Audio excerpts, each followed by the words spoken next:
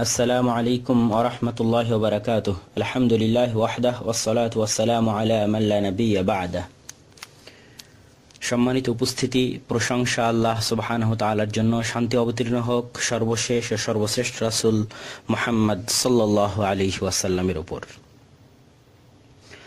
অত্যন্ত দুঃখজনক হলো সত্য যে আজকে পৃথিবীর কোনায় কোনায়, প্রান্তে প্রান্তে, অলিতে গলিতে মুসলমানেরা নির্যাতিত, নিষ্পেষিত, অবহেলিত। ইরাক, ফিলিস্তিন, আফগানিস্তান থেকে শুরু করে ভারতের কাশ্মীর এবং মায়ানমারের রোহিঙ্গা মুসলমানেরা থেকে শুরু করে পৃথিবীর প্রান্তে প্রান্তে আজ মুসলমানের আর্তচিৎকারে, মুসলমানের গগনবিদারী আর্তনাদে পৃথিবীর আকাশ এবং বাতাস ভারী হয়ে উঠছে। শুধুমাত্র আল্লাহ সুবহানাহু তাআলার প্রতি বিশ্বাস স্থাপন করার কারণে, কালেমার সাক্ষ্য দেওয়ার কারণে, আল্লাহর একাত্মবাদের সাক্ষ্য দেওয়ার কারণে, লা ইলাহা ইল্লাল্লাহ এই সাক্ষ্য দেওয়ার কারণেই তাদেরকে হত্যা করা হচ্ছে, তাদের উপর নির্যাতন করা হচ্ছে, তাদের উপর জুলুম করা হচ্ছে।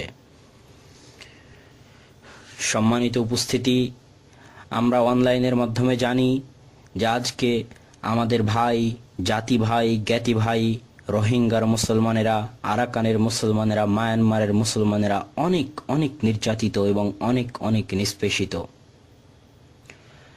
গত কয়েক দশকে কয়েক লাখ রোহিঙ্গা মুসলমানকে হত্যা করা হয়েছে।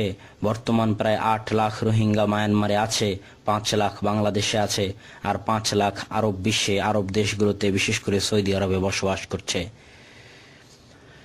সম্মানিত উপস্থিতি, অত্যন্ত দুঃখজনক হলো সত্য যে গত 60 বছর ধরে যেমন কাশ্মীর নির্যাতিত, যেমন ফিলিস্তিন নির্যাতিত, তেমনি রোহিঙ্গার মুসলমানেরাও নির্যাতিত।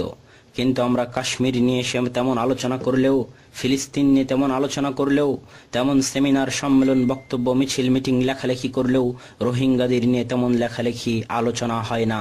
অথচ রোহিঙ্গার মুসলমানেরা কাশ্মীর, ফিলিস্তিনের মুসলমানের চাইতে করুণ অবস্থায় জীবনযাপন করছে। কাশ্মীরের মুসলমানেরা তো ভারতের নাগরিক, ভারতের সরকারের মাধ্যমে তারা নাগরিক সুবিধা ভোগ করে, যদিও তারা বঞ্চিত হয়, নির্যাতিত হয়, তারপরও নাগরিক হিসেবে লেখাপড়া, পড়াশোনা, হাসপাতালে যাওয়া, চিকিৎসা সেবা সবকিছুই তারা পায়।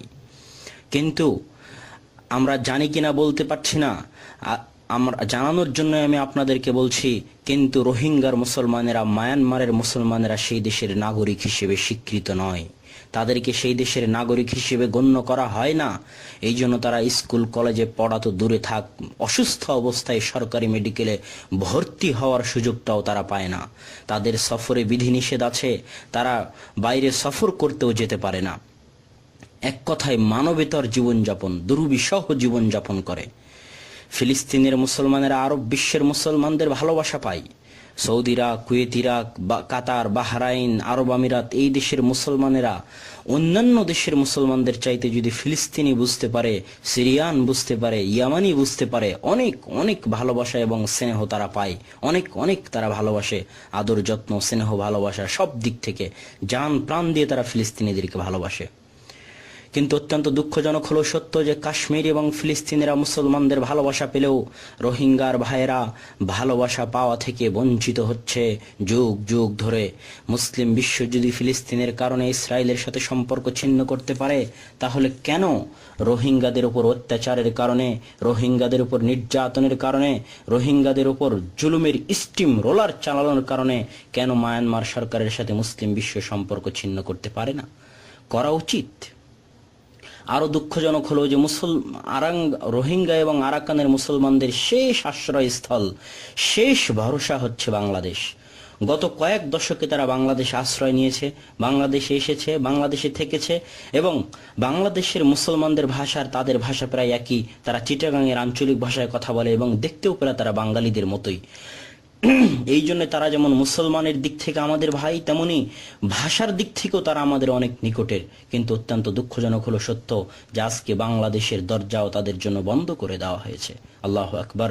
আমাদেরকে বলা হচ্ছে যে তারা এই দেশে আসলে জনসংখ্যা বৃদ্ধি হবে, সামাজিক অর্থনৈতিক সংকট দেখা দিবে, অথচ রাসূল সাল্লাল্লাহু আলাইহি ওয়াসাল্লাম বলছেন নাসাইর 3178 নম্বর হাদিসে যে ইন্নামা ইয়ানসুরুল্লাহু হাদিহিল উম্মাহ বিদাফিহা, আল্লাহ সুবহানাহু ওয়া তাআলা এই উম্মতকে তাদের দুর্বলদের মাধ্যমে সাহায্য করে থাকেন। বুখারীর হাদিসে রাসূল সাল্লাল্লাহু আলাইহি ওয়াসাল্লাম বলছেন ওয়াহাল তুরযাকুনা ওয়া তুনসারুনা ইল্লা বিদুআফাইকুম, তোমাদেরকে তো রিজিক দেওয়া হয় তোমাদের দুর্বলদের কারণে। আজ যদি সমাজ থেকে দুর্বলেরা, নির্যাতিতরা, নিষ্পেষিত উঠে যেত, পাখালি পশু, গবাদি পশু যদি না থাকতো, তাহলে হয়তো আসমান বৃষ্টি বর্ষণ করতো না, জমিন ফসল উৎপাদন করতো না। কিন্তু হায়, আশ্চর্যজনক হলেও সত্য, দুঃখজনক হলেও সত্য যে আসলে এটা কোনো অর্থনৈতিক কারণ নয়, এটা কোনো সামাজিক সমস্যা নয়। একটাই কারণ যে রোহিঙ্গার মানুষ যারা নির্যাতিত তারা মুসলমান। আল্লাহে, যদি আজকে রোহিঙ্গাতে বৌদ্ধদের উপর অত্যাচার করা হতো, যদি আজকে রোহিঙ্গাতে খ্রিস্টানদের উপর অত্যাচার করা হতো, তাহলে আজকে বাংলাদেশের দুয়ার কত দ্রুত খুলতো তাহলে আপনারা দেখতেন।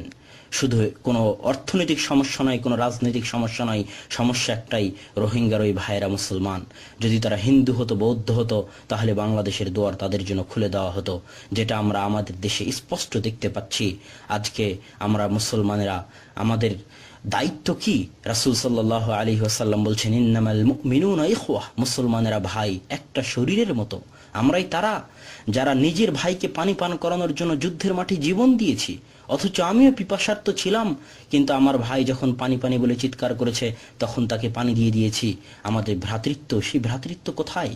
লা ইলাহা ইল্লাল্লাহ, সেই একত্ববাদের সেই ভ্রাতৃত্ব আজ কোথায় হারিয়ে গেছে? আল্লাহু আকবার। আমি বাংলাদেশ সরকার সহ বাংলাদেশের মুসলমানদের প্রতি, আলেম ওলামাদের প্রতি উদাত্ত আহ্বান জানাবো যে আপনারা বাংলাদেশ, বিশেষ করে বাংলাদেশের সরকারের প্রতি মুসলমানদেরকে আহ্বান জানাবো যে আপনারা গণসংযোগ করুন, জুমার খুতবায়, মসজিদে, মেম্বারে, সব জায়গা থেকে এই দাবি জানানো হোক যে রোহিঙ্গার মুসলমানদেরকে যেন সহযোগিতা করা হয়। বিশেষ করে কমসে কম রোহিঙ্গার রাষ্ট্রদূতকে ডেকে, রোহিঙ্গার দূতাবাসের রাষ্ট্রদূতকে ডেকে যেন প্রতিবাদ জানানো হয়। এবং মুসলিম উম্মার জন্য উচিত, আমি মনে করি, মায়ানমারের সাথে যাবতীয় সম্পর্ক ছিন্ন করা, আল্লাহ সুবহানাহু ওয়া তাআলা। এবং এখান থেকে আমাদের আরো শিক্ষা নেওয়া উচিত যে আমরা যদি আজকে তাদেরকে সহযোগিতা না করি, আজকে যদি বাংলাদেশ সরকার তাদের সহযোগিতা না করে এবং বাংলাদেশ সরকার যদি বাংলাদেশের দরজা তাদের জন্য বন্ধ করে দেয়, তাহলে এই গুনাহের ভার আমাদেরকে বয়ে বেড়াতে হবে। এবং আল্লাহু আলাম, আল্লাহ সুবহানাহু ওয়া তাআলা আমাদের ক্ষমা করবেন কিনা জানি না, তবে কমসে কম কিছু না পারলেও আমাদের আল্লাহ সুবহানাহু ওয়া তাআলার নিকটে দোয়া করা উচিত, আল্লাহ যেন রোহিঙ্গার মুসলমানদেরকে রক্ষা করেন এবং আমাদের সরকারকে, মুসলিম রাষ্ট্রপ্রধানদেরকে সুমতি দান করেন এবং তাদের সঠিক ও যুগোপযোগী পদক্ষেপ গ্রহণ করার তৌফিক দান করেন। আল্লাহুম্মা আমিন। ওয়া আখিরু দাওয়ানা আনিল হামদুলিল্লাহি রাব্বিল আলামিন। আসসালামু আলাইকুম ওয়া রাহমাতুল্লাহি ওয়া বারাকাতুহু।